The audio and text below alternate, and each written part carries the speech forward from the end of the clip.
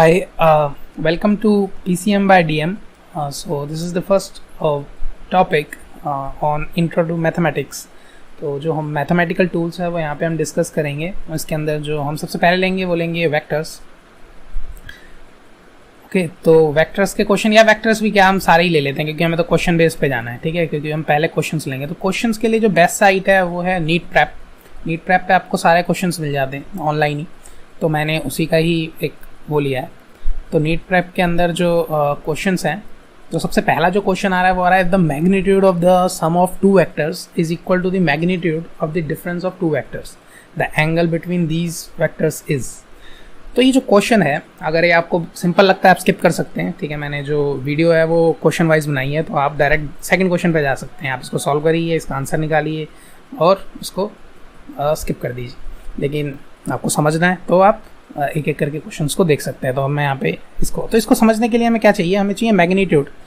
Okay, हमें चाहिए magnitude of the सम. ठीक है, तो सम ऑफ टू वेक्टर्स का मैग्नीट्यूड, वेक्टर क्या है, ये सारी चीज़ें. तो उसको हम एक बेसिक वे में लेते हैं. तो यहाँ पे तो जो वेक्टर्स हैं, आखिर वेक्टर्स हैं क्या?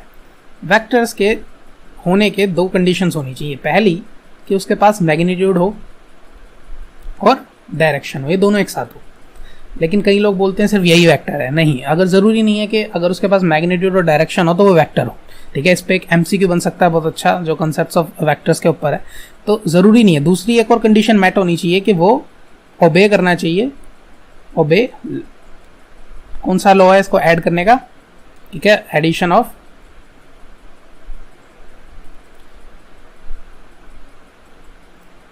Should obey triangle law of vector addition, या हम पैरेललोग्राम भी कह सकते हैं, और parallelogram law of vector addition. तो ये जो लॉज हैं उसको ये फॉलो करें. दोनों तो सेम ही हैं वैसे, बस देखने का नज़रिया अलग है इसमें. तो पहली चीज़, वेक्टर्स कौन से हैं जिनके पास मैग्नीट्यूड और डायरेक्शन हो एक साथ. और सेकंड, जो ओबे करें triangle law of vector addition को या parallelogram law of vector addition को. ठीक है, दोनों ही की बात है. तो ये वेक्टर की डेफिनेशन है. ठीक है, जैसे कि इसका एक एग्जांपल है, जैसे करंट के पास मैग्नीट्यूड और डायरेक्शन है, जो करंट है, लेकिन वो ओबे नहीं करता triangle law of vector addition. वो नॉर्मल जो अलजेब्रिक एडिशन है वही फॉलो करता है. तो आपने किरचॉफ्स जैसे जंक्शन लॉ जो है वो पढ़ा होगा. उसके अंदर सिंपल बस I1 + I2 is equal to I3, यानी कि incoming current is equal to outgoing current. तो उसमें सिंपल जो अलजेब्रिक एडिशन है वही है. तो वो वेक्टर एडिशन को फॉलो नहीं कर रहा, लेकिन उसके पास मैग्नीट्यूड और डायरेक्शन दोनों है. तो इसलिए क्या है, वो वेक्टर नहीं है, वो एक स्केलर क्वांटिटी है. तो ये हो गए वेक्टर्स. अब वेक्टर्स जो हम लेते हैं वो होते हैं फ्री वेक्टर्स.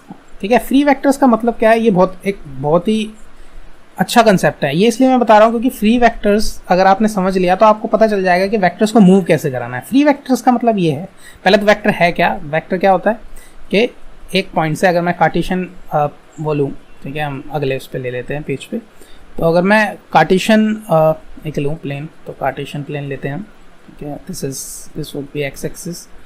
ठीक है, रेड से ले लेते हैं. This is Y axis and this is X axis. ठीक है, तो इसके अंदर अगर हम कोई एक पॉइंट लेते हैं, जैसे ये पॉइंट है और ये पॉइंट है, तो this is A point and जो इसके कोऑर्डिनेट्स हैं वो x1 y1 और इसके कोऑर्डिनेट्स हैं x2 y2. Okay, this is b. और अगर ये 3D में है, ठीक है, तो 3D में भी कोई दिक्कत वाली बात नहीं है अगर ये 3D में भी हो तो, क्योंकि 3D के अंदर क्या होगा, 3D के अंदर यहाँ पे बस z आ जाएगा एक एक्स्ट्रा. तो हम 3D में भी ले लेते हैं. अगर ये 3D में हुआ तो यहाँ पे आ जाएगा z1 और यहाँ पे आ जाएगा z2. तो अब ए बी है, तो ए बी अगर मैं ए से बी जा रहा हूँ, अगर ए से बी हमने एक वो लिया है वेक्टर, तो ए टू बी जो वेक्टर होगा वो कैसा होगा, यहाँ से यहाँ जाएगा ऐसे ए टू बी, और इसकी जो डायरेक्शन होगी वो होगी फ्रॉम ए टू बी. ठीक है, फ्रॉम ए टू बी. तो ए जो है इसको बोलेंगे इसकी टेल और बी को बोलेंगे इसका हेड. ओके, तो ए बी वैक्टर को हम जो लिखेंगे वो कैसे लिखेंगे. ठीक है, अब ए बी वैक्टर को लिखने का एक और तरीका है. ठीक है, इसको समझने का, दोनों हम यहाँ पे ले लेते हैं. तो हम क्या करेंगे, एक पोजीशन वेक्टर भी चीज़ होती है. पोजीशन वेक्टर क्या होती है कि vector from origin. Okay, this is the vector from origin. तो ये जो वेक्टर फ्रॉम ओरिजिन होता है इसको हम बोलते हैं पोजीशन वेक्टर। तो अब ओरिजिन क्या है, ओरिजिन है ओ, ओरिजिन इज ओ। तो ओ पे क्या होता है 0,0,0। तो ये जो होता है इसके जो कोऑर्डिनेट्स हैं वो होते हैं 0,0,0। तो ये ओरिजिन है। तो ओ ए वैक्टर जो है, तो ए बी वैक्टर को हम बोल सकते हैं ओ B vector minus O A vector. Okay, अब इसको हम समझेंगे, ठीक है। काइनेमेटिक्स में भी इसका बहुत अच्छा रोल है। तो ए बी वैक्टर, अब ओ ए वैक्टर कैसा है, अगर मैं ओ ए वैक्टर की बात करूं तो ओ ए वैक्टर की डायरेक्शन है फ्रॉम ओ टू ए और ओ बी वैक्टर की है from O to B. Okay, तो ये इनकी डायरेक्शन है। तो O B vector minus O A vector क्या होगा, ए बी वैक्टर होगा। तो जो ए बी वैक्टर है उसकी जो वैल्यू है वो क्या होगी, वैसे तो हम ध्यान से देखें तो आपको पता ही होगा x2 minus x1 i cap plus y2 minus y1 j cap plus z2 minus z1 k cap. Okay, जो बाद वाला है b के जो कोऑर्डिनेट्स हैं वो पहले आएंगे और a के बाद में, तो x2 माइनस x1। ठीक है, तो आप सिंपल ए बी वैक्टर जो है आपको ऐसे मिल जाएगा। अब देखिए ध्यान से कि इसके अंदर क्या है। अब इसी से हम वेक्टर लॉ जो एडिशन है, ठीक है, law of vector addition, triangle law of vector addition, उसको भी देख लेंगे। तो ये triangle law of vector addition को फॉलो कर रहा है, कैसे, वो है इस इक्वेशन से। इस इक्वेशन को मैं यहाँ पे लेता हूँ वापस से। तो अगर मैं ए बी वैक्टर यहीं रखूँ और ओ ए वैक्टर को यहाँ ले आऊँ कि ओ ए वैक्टर, तो ये क्या बन जाएगा, ओ बी वैक्टर, सिंपल। तो triangle law of vector addition कैसे, देखो ओ ए बी, हमें देखा ये ए है, ये ए है और इसमें ए नहीं है, इसमें है ओ और B, O B vector, simple. This is called the triangle law of vector addition और पैरेललोग्राम ऑफ वेक्टर एडिशन। यानी कि आप जब भी ऐड करें दो वेक्टर्स को तो बीच वाले जो हैं, इसका जो सेकंड पार्ट है और इसका जो फर्स्ट पार्ट है वो सेम होना चाहिए और वो गायब हो जाएगा ओ बी वेक्टर। ठीक है, ये पैटर्न है, मैं ये नहीं कह रहा कि कंसेप्ट है, एक पैटर्न है जो आपको यहाँ दिख रहा है। तो आपको जब भी माइनस प्लस का कुछ करना हो तो आप प्लस का ही रखें। ठीक है, अब जैसे माइनस में ये चीज़ नहीं पता चल रही थी कि ट्रू है कि नहीं, जैसे इस पर क्वेश्चन आ जाए कि बताओ ए बी वैक्टर किसके इक्वल है, O B vector minus A O vector के, ठीक है, A O vector minus O B vector के, ठीक है, या O B vector plus A O vector के, या ओ बी वैक्टर, या हम ले लेते हैं बी ओ वैक्टर। ओके, चलें, A O vector minus B O vector. तो इसमें से कौन सा सही है, ए बी वैक्टर। इसी से एक क्वेश्चन बन गया, न्यूमेरिकल बन गया और ये आ भी सकता है। तो अब आपको क्या लगता है इसमें से कौन सा सही है, ए बी वैक्टर किसके इक्वल है। तो आपको क्या करना है, ये वेक्टर लॉ जो triangle law of vector addition है उसको इस तरीके से देखना, आप प्लस में कर दो। तो देखो ए ओ, अगर ए ओ उधर जाता है, ठीक है, तो ये नहीं बन पा रहा, उस वे में प्लस नहीं हो पा रहे। ठीक है, जैसे मैं इसको अगर इधर ले जाऊं तो क्या होगा, A O vector plus A B vector. अब ये दोनों ना ओ है, अगर मैं उसको उधर भी ले जाता तब भी बी और ए आएगा। ठीक है, यानी कि अगर मैं इसको दूसरे तरीके से लिखूं तो क्या आएगा, A B vector plus A O vector. तो ये कुछ नहीं बन रहा। ठीक है, तो दिस इज नॉट ट्रू। ठीक है, तो ये पहला ट्रू नहीं है। दूसरा क्या है, A O vector minus O B vector. तो ए ओ वैक्टर, ये उधर जाएगा तो ओ बी वैक्टर बन जाएगा, तो ये भी ट्रू नहीं है। क्यों, क्योंकि O B vector plus A B vector. ठीक है, ये इसको उधर ले जाओ या उधर ले जाओ तब भी ये, तो ये भी नहीं होगा। अब ओ B vector plus A O vector, क्या ये ट्रू है, क्या ट्रू है, हाँ ये ट्रू है। कैसे, बस मैं इसको उल्टा कर दूं, यानी A O vector plus O B vector.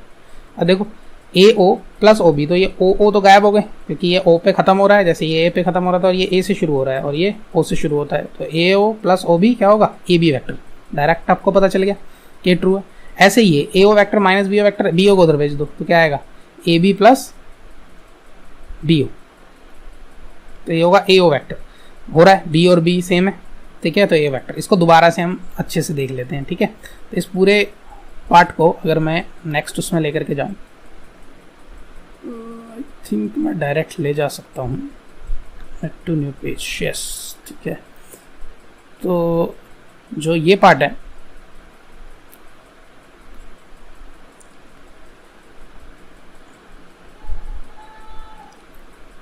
हम इसको दोबारा क्वेश्चंस को देख लेते हैं। ठीक है, तो आपको इतना कंसेप्ट पता चला कि ए बी वैक्टर जो है, अभी हम इसको दोबारा देखते हैं। ठीक है, हम अभी इस कंसेप्ट पे दोबारा आएंगे और शायद ऐसा क्वेश्चन हो भी। अगर आपको ये समझ आ गया तो बहुत बढ़िया है। ठीक है, आप स्किप कर सकते हैं जब हम दोबारा इस क्वेश्चन को लेंगे। तो ये ए बी वैक्टर जो है, O B vector minus O A vector, और इसको बोलेंगे पोजीशन वैक्टर ऑफ बी, इस पार्ट को, और इसको बोलेंगे पोजीशन वैक्टर ऑफ ए। और ए बी वेक्टर तो एक जनरल वेक्टर है ही। अब ये फ्री वेक्टर है, इसका क्या मतलब है? ओके, तो इसको हम समझते हैं कि फ्री वेक्टर का क्या मतलब है, क्योंकि हम जो पढ़ रहे थे वो पढ़ रहे थे कि भाई ये फ्री वेक्टर होता है, ठीक है, वेक्टर्स के बारे में। तो अब ये फ्री वेक्टर क्या चीज़ है? तो फ्री वेक्टर क्या है? अगर मैं फ्री वेक्टर्स को लूँ तो मान लो ये जो एक्सिस है, okay, this is the Y axis, this is the X axis. अब इसके अंदर जो वेक्टर है वो ये है, okay, this is the vector. तो अगर मैं इस वेक्टर को मूव कराऊं, ठीक है, अगर मैं इसको मूव कराता हूं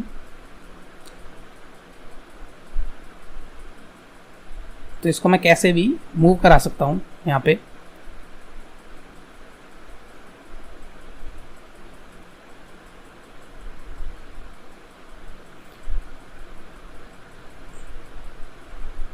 ओके, तो जैसे मैंने इस वेक्टर को मूव कराया कि मैं ऐसे, लेकिन इसकी डायरेक्शन यही रहनी चाहिए। इसकी डायरेक्शन आप इसको रोटेट नहीं कर सकते, ठीक है। आप इसको मूव कहीं पे भी कराओ, आप यहाँ कराओ, आप यहाँ कराओ, आप यहाँ कराओ, आप यहाँ लाके रख दो, ठीक है, आप यहाँ लाके रख दो, ये जो वेक्टर है ये सेम रहेगा। ओके, तो ये वेक्टर यहाँ पे आ गया, तो ये वेक्टर अब भी इसकी वैल्यू सेम रहेगी। मान लीजिए अगर इस वेक्टर की वैल्यू जो है वो है, मान लेते हैं 2i cap plus 3j cap plus 4k cap, मान लेते हैं हम इसकी वैल्यू। इसमें z एक्सिस भी है, z एक्सिस भी हम बना ही लेते हैं। तो जो z एक्सिस है वो ये, ठीक है, तो जो x एक्सिस, y एक्सिस और z एक्सिस, ये तो एक नॉर्मल है तो इसलिए मैंने लिखा नहीं, तो x y z। तो ये जो वेक्टर है इसको हम डायरेक्ट मूव करा सकते हैं। हमने देखा अगर हम इसको यहाँ पे भी रखें तब भी इसकी वैल्यू क्या रहेगी? सेम रहेगी, 2i cap plus 3j cap plus 4k cap. इसको बोलते हैं फ्री वेक्टर्स। आगे जाएंगे आप हायर स्टडीज में तो वहाँ पे लोकलाइज्ड वेक्टर्स होते हैं, जहाँ पे मूव कराने पे वेक्टर की जो वैल्यू है वो बदल जाती है, लेकिन यहाँ पे नहीं है, यहाँ पे फ्री वेक्टर्स हैं। तो इसलिए आपने देखा होगा कि हम जब ट्राइंगल ऑफ वेक्टर एडिशन या पैरेललोग्राम ऑफ वेक्टर एडिशन पढ़ते हैं तो उसके अंदर हम वेक्टर्स को कहीं पे भी रख सकते हैं। जब हम ऐड कर रहे होते हैं या हम डॉट कर रहे होते हैं, उनका मल्टीप्लिकेशन कर रहे होते हैं, तो तब हम उनको कहीं पे भी रख सकते हैं, ठीक है। तो वही हम नेक्स्ट पढ़ते हैं इसके बारे में। तो जैसे मान लीजिए एक वेक्टर है A B vector.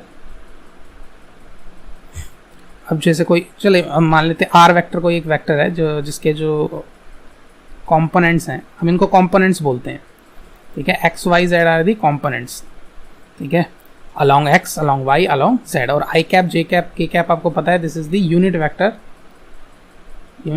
along axis. तो ये होगा z एक्सिस के along, ठीक है, और बाकी ये y एक्सिस के along j कैप और i कैप x एक्सिस के along। तो ये तो r वेक्टर है, और r वेक्टर का जो मैग्नीट्यूड है वो क्या होता है? Under root X square plus Y square plus Z square. Okay, so this is the all the information that we need regarding basic of vectors. उसके बाद जो है वो है एडिशन ऑफ वेक्टर्स। तो जो एडिशन ऑफ वेक्टर्स हैं, अब इसके अंदर देखिए फ्री वेक्टर्स का काफ़ी यूज होने वाला है। मान लीजिए हमें दो वेक्टर ऐड करने हैं, ठीक है, एक वेक्टर ये रहा, ठीक है, और जो दूसरा वेक्टर है वो ये रहा, this is B vector, this is A vector. अब इसको ऐड कैसे करें? अब ये दोनों अलग अलग हैं, अलग अलग जगह पे है, तो इसको ऐड करने का क्या तरीका है? इनको मूव कराओ, क्योंकि ये क्या है? फ्री वेक्टर्स है, तो हमको कहीं पे भी मूव करा सकते हैं। तो हमने इसको उठाया ए वेक्टर को, ओके,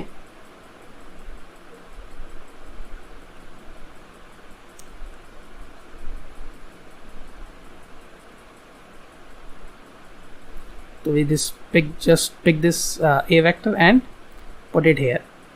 अब ऐड कराने का क्या है? अगर हम triangle law of vector addition पढ़ रहे हैं, अगर हम पढ़ रहे हैं triangle law of vector addition, तो हम इसको कैसे रखेंगे? तब हम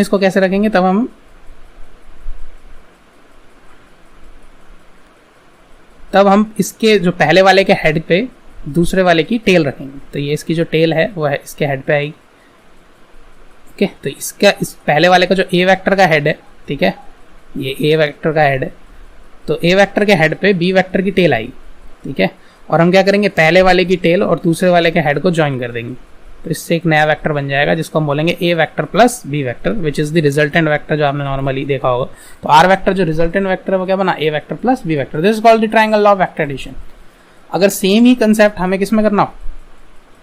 पैरेललोग्राम जो लॉ ऑफ वेक्टर एडिशन के अंदर करना हो, तो उसके अंदर हम कैसे करेंगे? तो parallelogram law of vector addition, तो इसके अंदर करने के लिए हमें क्या करना होगा, ए वेक्टर लिया हमने, वही सेम चीज़, ठीक है, ए वेक्टर और B vector, B vector A vector. अब हम ए वेक्टर को लेंगे और इसको जी यहाँ रख दी। अब इसमें क्या होगा, पैरेललोग्राम में कि भाई टेल से टेल कनेक्ट होगी, उसमें था हेड से टेल कनेक्ट हो रही थी, इसमें दोनों की टेल कनेक्ट होगी, ठीक है। जब टेल कनेक्ट हो जाएगी उसके बाद हम एक पैरेललोग्राम बनाएंगे, तो ऑपोजिट साइड में same size of A vector, ठीक है, जो अब ये बी वेक्टर है और ये ए वेक्टर है, दिस इज ए वेक्टर, ठीक है।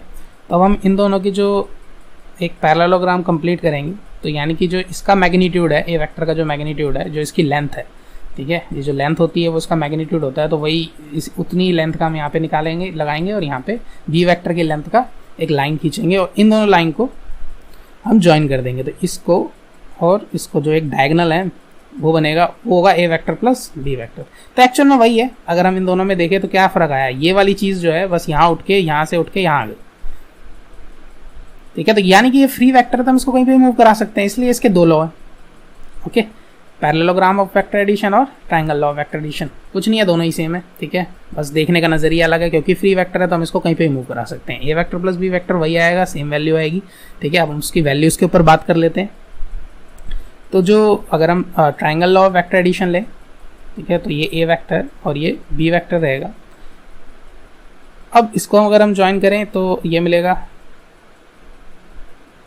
इसको अगर हम ज्वाइन करते हैं, स्ट्रेट लाइन ही ले लेते हैं, ठीक है, तो जो ये बनेगा vector A vector plus B vector. तो अब ये हमें इसके मैग्नीट्यूड निकालनी है और डायरेक्शन निकालनी है। अब डायरेक्शन किसके रिस्पेक्ट में निकालें भाई, तो जो डायरेक्शन निकलेगी वो कई तरीक़ों से निकाल सकते हैं। अब पहले चीज़ आती है कि ए वेक्टर और बी वेक्टर के बीच में एंगल क्या होता है, ठीक है, angle between two vectors, angle between two vectors.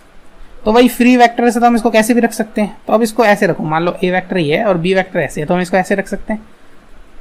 अब इन दोनों की जो डायरेक्शन है वो इसकी यहाँ की ओर है, ठीक है, अगर हम इसको देखें तो इसकी जो डायरेक्शन है वो यहाँ की ओर जा रही है और इसकी डायरेक्शन यहाँ की ओर जा रही है। तो इन दोनों के बीच में एंगल जो है, तो इन दोनों के बीच में कौन सा एंगल है, वो ये है, तो इसको हम बोलेंगे थीटा, ठीक है, angle between two vectors is theta, ठीक है। तो ये थीटा नहीं है, दिस इज नॉट थीटा, ठीक है, ये थीटा है, ना है ये थीटा है, ये दोनों तो वर्टिकली अपोजिट एंगल है, और ये थीटा हो सकता है क्योंकि ये वर्टिकली अपोजिट एंगल है, लेकिन एक्चुअल में ये है मेन जो।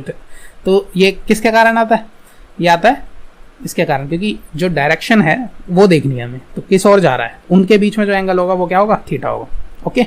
तो अब इन दोनों के बीच में क्या है, अब ये जो जा रहा है ये इस ओर जा रहा है और ये जो जा रहा है वो इस ओर जा रहा है, तो इन दोनों के बीच में कौन सा एंगल है, ये वाला, तो ये जो है ये थीटा है main, this is the angle between, ठीक है। तो ये थीटा है। अब क्या करेंगे हम, अगर मान लीजिए हम एक परपेंडिकुलर ड्रॉ करते हैं, ठीक है,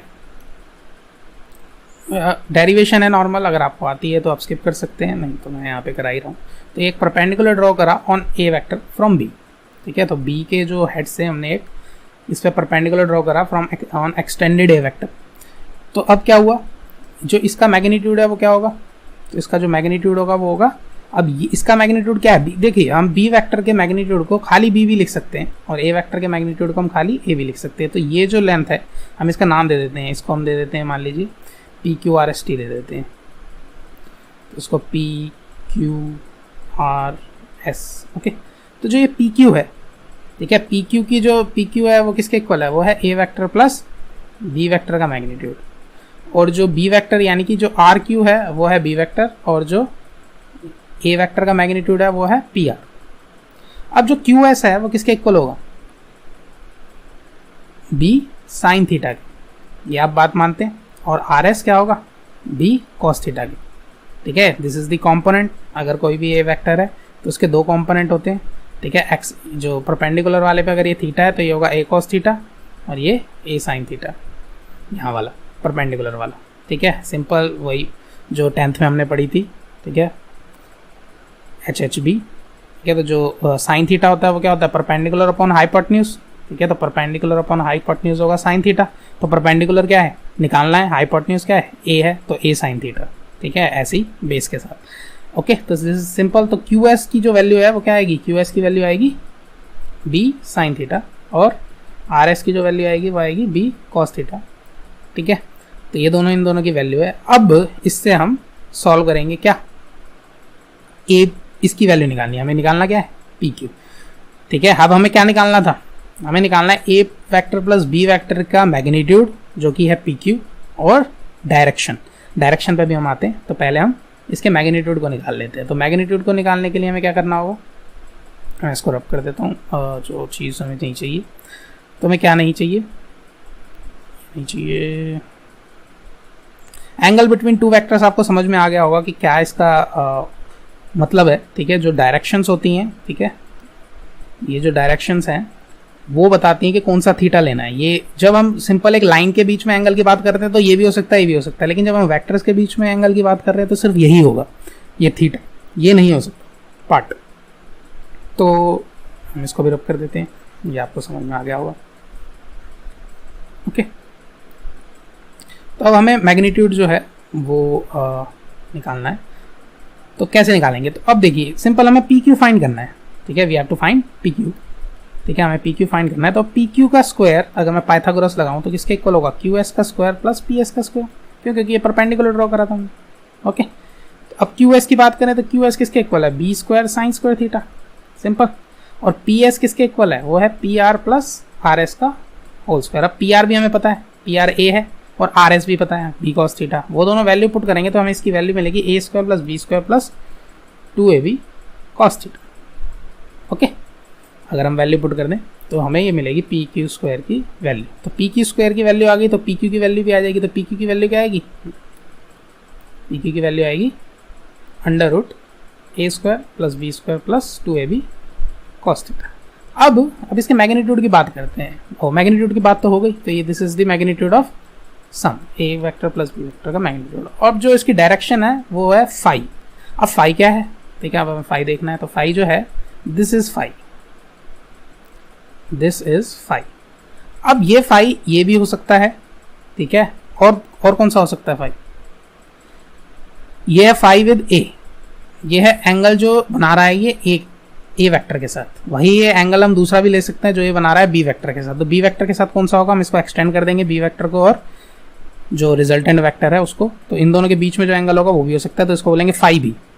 ठीक है, तो फाई ए या फाई बी हम कैसे भी निकाल सकते हैं। तो फाई ए को अगर हम निकाले तो सिंपल है, क्या है, कैसे निकलेगा फाई, तो टेन फाई ए क्या होता है, परपेंडिकुलर, परपेंडिकुलर क्या है क्यू एस अपॉन में बेस, बेस क्या है पी एस, तो क्यू एस क्या है बी साइन थीटा अपॉन में पी एस क्या है P R plus R S था। ठीक है, पी एस क्या था P R plus R S, P R क्या है ए प्लस आर एस क्या है, आर एस है बी कॉस थीटा, तो ए प्लस बी कॉस थीटा।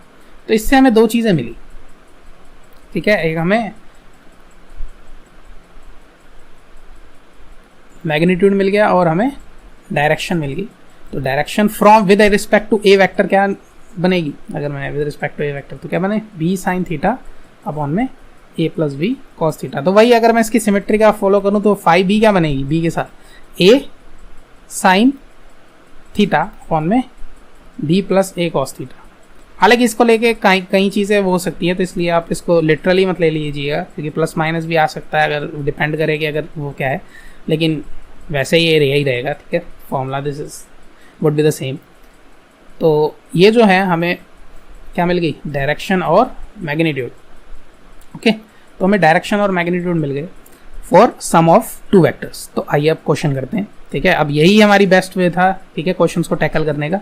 तो अब तो जो क्वेश्चन है वो है दिस इज द क्वेश्चन।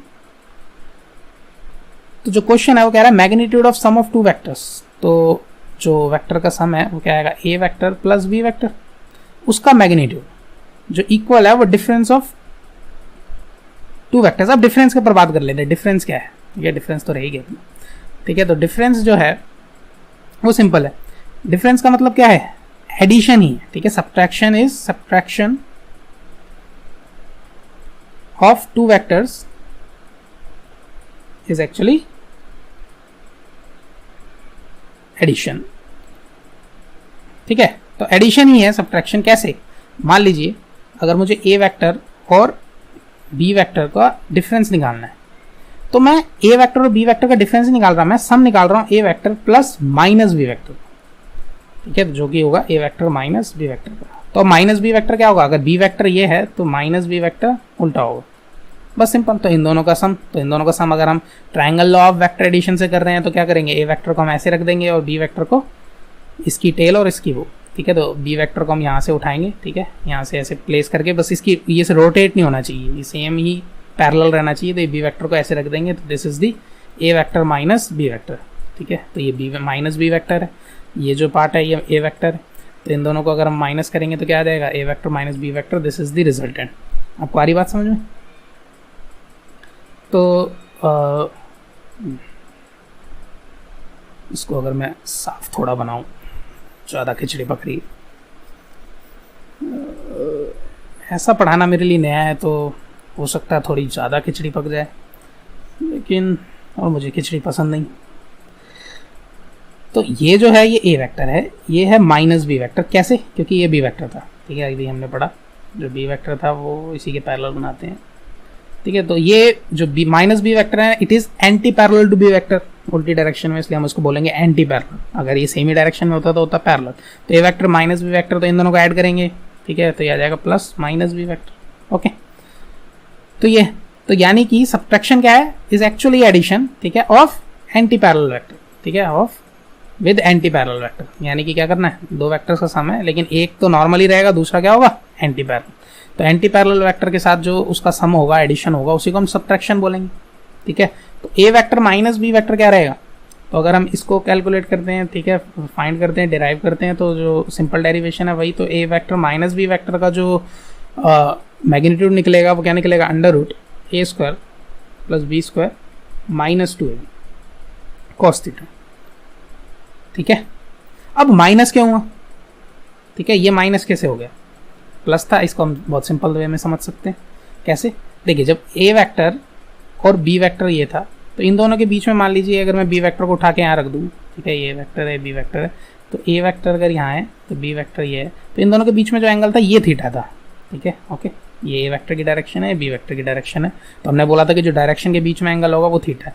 लेकिन जब हम इसके ऑपोजिट उसको लेंगे, ए वेक्टर और minus B vector, A vector को थोड़ा एक्सटेंड कर देते हैं, ऐसे हम कर नहीं सकते वैसे, क्योंकि लेंथ जो है इसकी पहले से ही डिफाइंड रहती है, तो सेम ही लेंथ का हम लेंगे।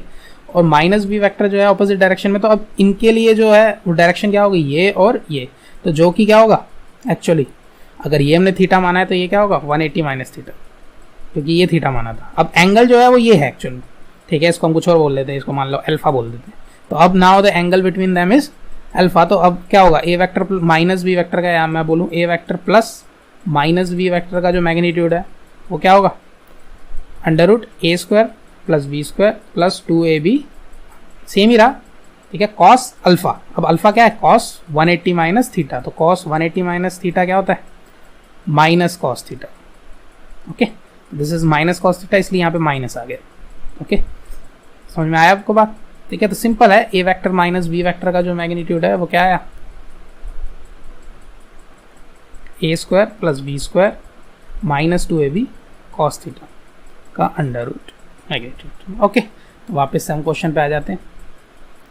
तो जो क्वेश्चन कह रहा है वो कह रहा है A vector plus B vector का magnitude is equal to A vector plus A vector minus B vector के मैग्नीट्यूड के इक्वल है। अब इन दोनों के बीच में एंगल निकालना है, तो सिंपल इनका फॉर्मूला पुट कर दो। क्या है इसका फॉर्मूला, क्या है इसका फॉर्मूला है भाई, under root A square plus B square plus 2ab cos theta, और इसका है A square plus B square minus 2ab cos theta. ठीक है, अब theta is the angle between vectors. अब वेक्टर्स के बीच में एंगल निकालना है, ठीक है, यानी कि हमें निकालना किसके बीच में, ए वेक्टर और बी वेक्टर के बीच में। ठीक है, ए वेक्टर और बी वेक्टर के बीच में थीटा है, ना कि 180 माइनस थीटा। वो माइनस बी वेक्टर और ए वेक्टर के बीच में था। ठीक है, हमारे पास दो वेक्टर थे ना, एक था ए वेक्टर और माइनस बी वेक्टर, वो उनके बीच में था।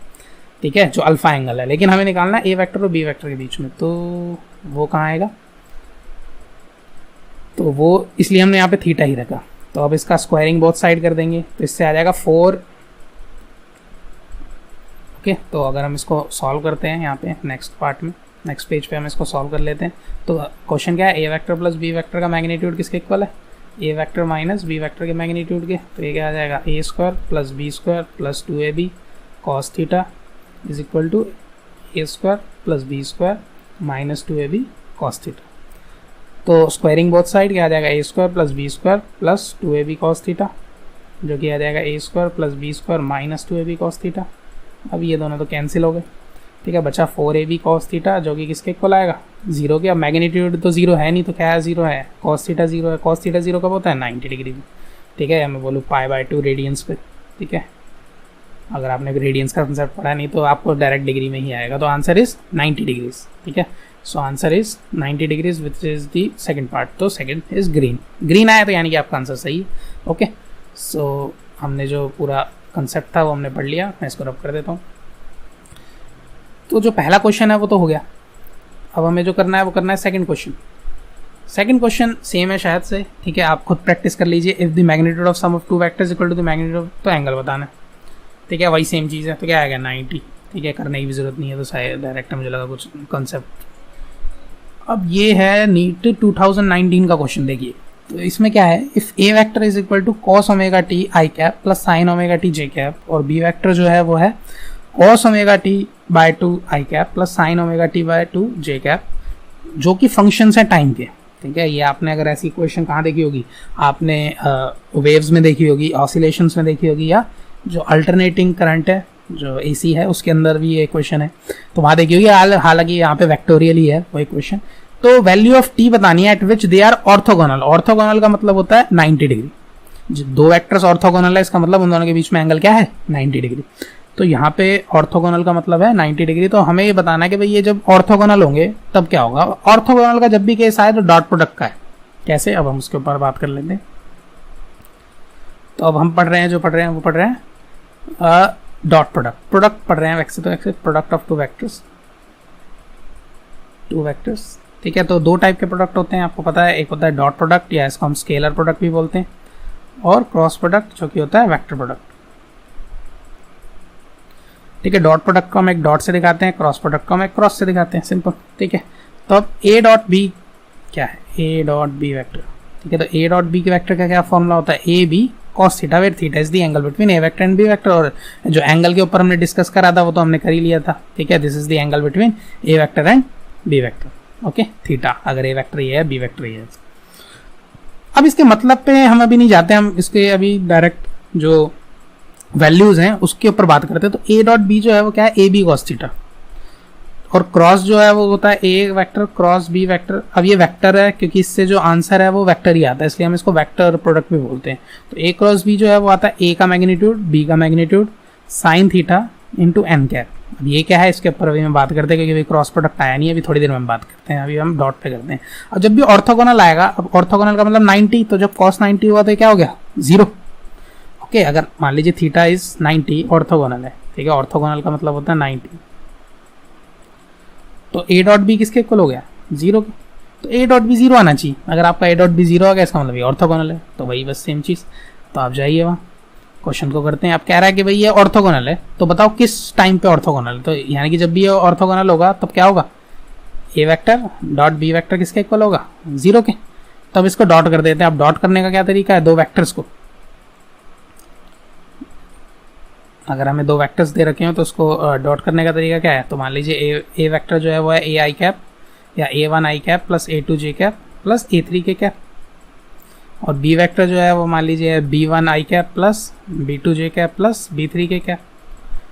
तो इन दोनों का जो डॉट आएगा वो क्या आएगा, वो आएगा A1 B1 plus A2 B2 plus A3 B3। Simple, आई को आई के साथ A1 A1 A1 B1 A2 B2 A3 B3, तो सिंपल।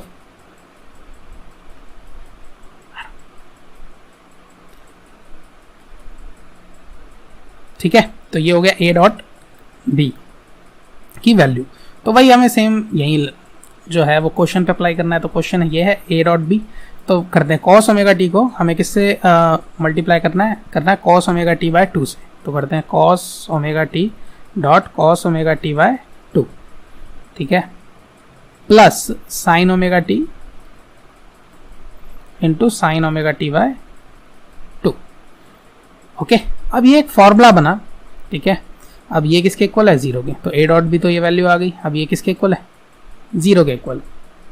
तो अब ये 0 के इक्वल कब होगी, तो ये एक फॉर्मूला बनता है cos ए, मैथमेटिक्स का फॉर्मूला है, मैं सारी लिख देता हूँ चलो, ठीक है। यहाँ पे लिखने के बजाय मैं आपको जो सारे फार्मूलाज हैं वो एक नए पेज पे बता देता हूँ क्या क्या फार्मूलाज होते हैं, आप रिवाइज कर लीजिएगा। तो जो फार्मूलाज हैं वो है, मान लीजिए कॉस ए प्लस बी का अगर एंगल है तो ये बनता है cos A cos B minus sign A sine B. फिर है कॉस ए माइनस बी का जो कि है cos A cos B plus sign A sine B. ऐसे ही सेम आता है साइन ए प्लस बी का, साइन ए प्लस बी का आता है sign A cos B plus cos A sine B. और साइन ए माइनस बी का भी एक फॉर्मूला आता है जो कि होता है sign A cos B minus cos A sine B. ठीक है, तो ए को आप कोशिश करिए कि ए को हमेशा बड़ा रखिए बी से। ठीक है, अगर आपको पता है तो, जैसे यहाँ पे आपको पता है कि ओमेगा टी जो है वो बड़ा होगा ओमेगा टी बाय 2 से, तो जो बड़ा वाला है वो आगे रखिए ए और बी को बाद में, जो छोटा वाला बाद में रखिए। कोशिश करिए अगर आपको पता है तो, नहीं तो आपको नहीं पता है तो कोई दिक्कत नहीं, तो आपको क्वेश्चन में पता चल रहा है। तो यहाँ पे जो यूज़ होगा वो ये वाला यूज़ होगा। ठीक है, cos A cos B plus sign A sine B, तो सिंपल। तो cos A cos B plus sign A sine B, तो इसको हम यहाँ पे यूज़ कर लेते हैं। तो इससे क्या बना, ए क्या बना, ब्लैक इंक लेनी थी मुझे। तो जो सॉरी जो क्वेश्चन बना वो क्या बना, ए जो है वो ओमेगा टी है और बी जो है वो क्या है, ये है ओमेगा टी बाय 2। वेक्टर्स नहीं, जो हमने वहाँ पे एंगल की बात करी थी, तो यहाँ पे क्या बनेगा cos omega T plus omega T by 2 is equal to 0, जो कि क्या आएगा कॉस 3 ओमेगा टी बाय 2, जो कि 0 के इक्वल है। अब इसको मेन समझना है क्योंकि ये मैथमेटिक्स पार्ट आ गया। मैं कह रहा हूँ यहाँ पे अब इनको दिक्कत नहीं आएंगी जिन्होंने मैथ्स ले रखी थी, क्योंकि आप बायो के स्टूडेंट्स हैं तो इसलिए आपको दिक्कत आ सकती है और आएगी भी ज़रूर। तो अब देखिए यहाँ पे क्या है, देखिए 2-3 चीज़ें होती हैं। साइन, या तो साइन थीटा 0 होगा, या आपको कॉस थीटा 0 आएगा मोस्टली जो आएगा, या टेन थीटा 0 आएगा। यही 3 केस हैं। जब साइन थीटा 0 होता है तो होता है N pi is equal to 0, ये आपको लिखना है। ठीक है, एन पाई कह लीजिए, या अगर मैं डिग्रीज की बात करूँ तो 180 N is equal to sorry theta is equal to N pi. I am sorry वही कहूँ, मैं कर क्या रहा हूँ। जो थीटा की वैल्यू आएगी वो क्या आएगी, हम सॉल्व फॉर थीटा कर रहे हैं तो थीटा की वैल्यू आएगी एन पाई, या हम डिग्रीज में बात करें तो एन 180 डिग्री। ठीक है, एन टाइम्स 180 डिग्री। और कॉस थीटा अगर 0 होगा तो थीटा की जो वैल्यू आएगी वो आएगी ऑड पाई बाय 2। ठीक है, ऑड पाई बाय 2 का मतलब ऑड को हम लिखते हैं 2n प्लस 1 या 2n माइनस 1 से, तो 2n प्लस 1 पाई बाय 2 लिख देंगे या 2n minus 1 pi by 2, where n is any integer. Okay, n क्या है, कोई भी एक इंटीजर 1 2 3 4 5 या -1 -2 -3 या 0। ठीक है, ये इंटीजर है। और सेम जो टेन थीटा और साइन थीटा का वो सेम रहता है, इसमें रहेगा theta is equal to N pi. Okay, pi by 2 होता है 90 डिग्री, तो हम इसको बोल सकते हैं ऑड 90 डिग्री। ठीक है, तो 2n प्लस 1 90 डिग्री। तो ये है, ये जो फॉर्मूलाज हैं, ठीक है, ये 3 ही रहते हैं। अब यहाँ पे जो यूज होगा वो होगा cos theta is equal to 0, यानी कि क्या आएगा ऑड पाई बाय 2। ऑड मतलब 2n प्लस 1 या 2n माइनस 1, वो देख लीजिएगा कि क्वेश्चन में क्या है। तो अगर मैं क्वेश्चन में देखूँ तो क्वेश्चन में अब क्या आया, जो हमारे पास आया क्वेश्चन में आया cos 3 omega T by 2 is equal to 0। तो हम इसको यहाँ पे लेकर के आते हैं next page. cos 3 omega T by 2 is equal to 0, तो ये कब होता है, तो cos थीटा कब 0 होता है, जब थीटा ऑड पाई बाय 2। ठीक है, थीटा क्या हो, ऑड पाई बाय 2। अब यहाँ पे थीटा क्या है 3 omega T by 2 odd pi by 2, यानी कि 2n प्लस 1 पाई बाय 2। अब आंसर पे आप नजर रखिए कि आंसर किस में है। अब आंसर किस फॉर्म में है, देखिए n तो है ही नहीं यहाँ पे। ठीक है, तो n को छोड़ते हैं। ठीक है, तो यानी कि 3 omega T by 2 is equal to 2n plus 1, sorry दोबारा ही लिख दिया गया। अब हमें टी टाइम की वैल्यू निकालनी है। यहाँ पे आँख हमें किस पे रखनी है, टी पे, बाकी सबको उधर ले जाते हैं, तो 2 से 2 कैंसिल। ठीक है, तो क्या आ गया पाई बाय 3 ओमेगा, और ये 2n प्लस 1 का मतलब क्या है, ऑड है भाई। अब पहला ऑड क्या आता है 1, तो 1 इंटू पाई 3 ओमेगा। देखते हैं ये आंसर है कि नहीं, तो पाई अपॉन 3 ओमेगा, 4 ओमेगा है, 2 ओमेगा है, पाई बाय ओमेगा है, नहीं है। तो अगला है, हम अगले पे जाते हैं। अगला क्या है, 1 के बाद क्या आता है 3 आता है, तो 3 पाई बाय 3 ओमेगा, तो 3 से 3 कैंसिल आ गया, T by pi by omega. तो ये एक वैल्यू टी की ये आई, दूसरी ये आई, तो पाई बाय ओमेगा देख लेते हैं है क्या, तो पाई बाय ओमेगा है इज दी थर्ड आंसर। तो अगर हम थर्ड आंसर पे करें तो this is the correct answer. Okay, अगर आपको किसी क्वेश्चन में दोबारा दिक्कत आती है, क्योंकि ये पहली वीडियो है, मैं पहली बार बना रहा हूँ, ओके, तो आप मुझसे दोबारा पूछ सकते हैं, ठीक है, आप दोबारा बोल सकते हैं कि क्वेश्चन को दोबारा बता दीजिए, ठीक है। अगर किसी कंसेप्ट में दोबारा दिक्कत आती है वो आएगी, आपको हो सकता है कि ये आएगी। मेरी राइटिंग भी थोड़ी ऐसी है, वैसे तो राइटिंग मैं कोशिश कर रहा हूँ कि अच्छी लिखूँ, तो आप मुझसे पूछ सकते हैं, ओके, दोबारा कमेंट्स में आप मुझे बता दिएगा। हालांकि मुझे नहीं पता कितने बंदे इसको देखने वाले हैं लेकिन फिर भी अगर आपके पास, आप इसको देख रहे हैं और आपको डाउट आते हैं तो आप नीचे कमेंट बॉक्स में बता सकते हैं।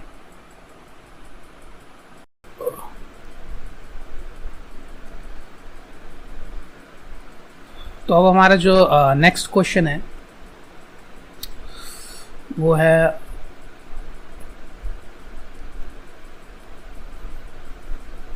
स्क्रॉल अप करते हैं पहले।